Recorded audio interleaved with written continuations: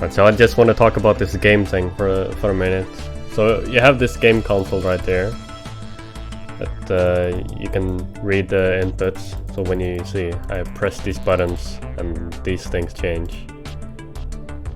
And, yeah, and then you can output sound over here. And every little program that you have is a sprite that shows up in the game window there. So what I first did is I made this player that jumps into the input room, sets a default position, and sets a collision ID. That'll be useful later.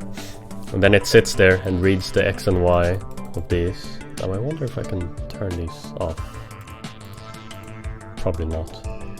Anyway, so it goes in there and just reads the inputs and moves around. That's pretty much all that it does. And then I have this AI here.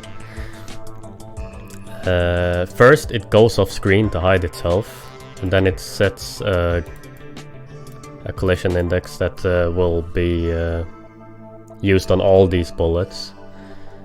And then it waits 1 frame, and then every frame there's a random chance, because it makes a random, and then if it's 1 it's gonna jump to main and just start over and wait every frame, or it's gonna replicate itself into the start procedure right here and then jump back into main.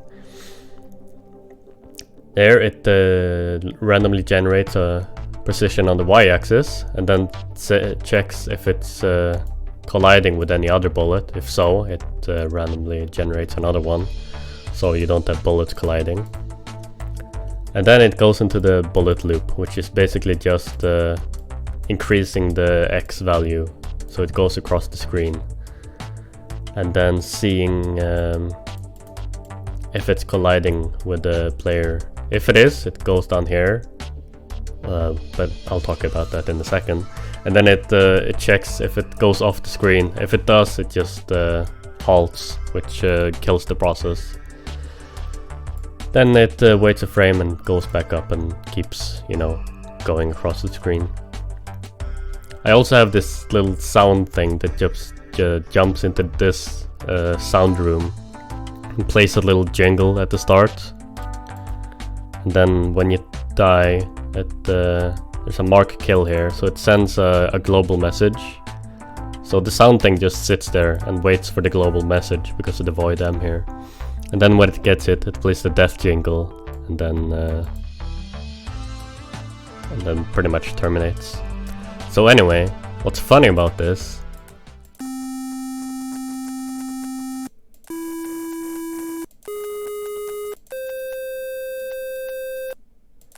so yeah, you can see the bullets starting to appear and the player standing there.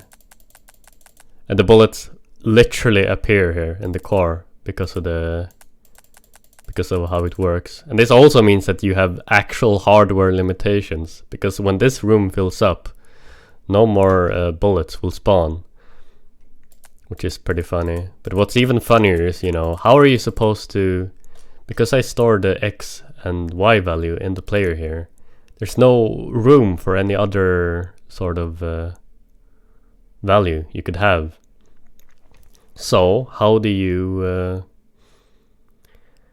listen for a way for it to kill itself? Because it can't test anything. It tests go in the test registry here. Clearly, the correct solution is not to listen for anything at all. So what it does is that when the player dies, you can see that one is, it just sent the message to the sound thing there, and then it goes in the room and it literally kills the player and then terminates, which works really well. And also, ever since I made it so that bullets don't collide, the game got really hard.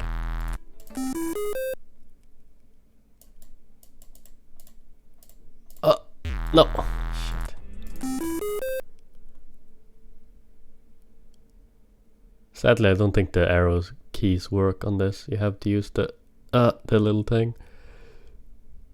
So you can see I've made a fully functional game with hardware limitations and everything. This is peak performance.